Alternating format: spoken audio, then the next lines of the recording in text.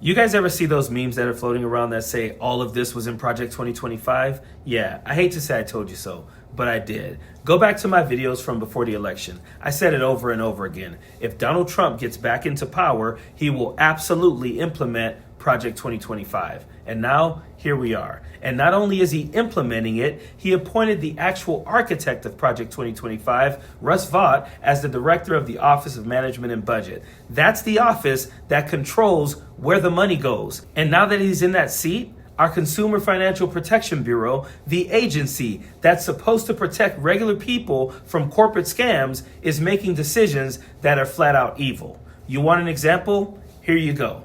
Trump's administration just blocked a ruling that would have forced Navy Federal Credit Union to pay back $80 million in junk fees and overdraft scams, money they illegally took from service members. Let me repeat that. Veterans were scammed out of their own money, and the CFPB had ruled that Navy Federal had to give it back. The Trump administration stepped in and said, nope, let them keep it. And they didn't even give a reason. This wasn't tax money. This wasn't federal funds. This was stolen money taken from men and women who served this country. And Trump's administration said, yeah, that's fine. Let the bank keep it.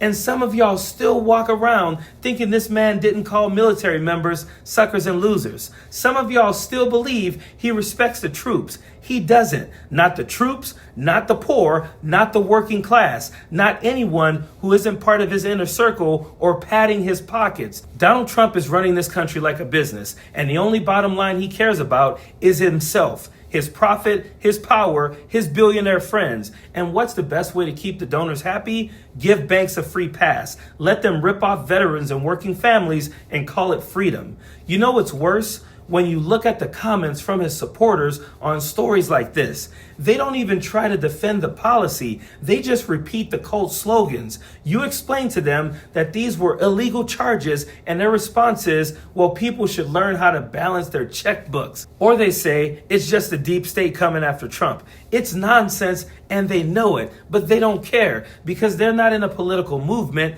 They're in a freaking cult. So what do? First, we got to speak out. We stay loud. We keep making noise. We let our reps know if they don't push back against this corruption, we'll replace them too. Then in 2026, we take back the House. We take back the Senate. And we cut the root of this Project 2025 rot before it spreads further. Because if you think they're stopping at junk fees and veterans, you're not paying attention. This is a war on working people. And if we don't fight back at the ballot box, no one is coming to save us. We got to see it, we got to name it, and we got to stop it.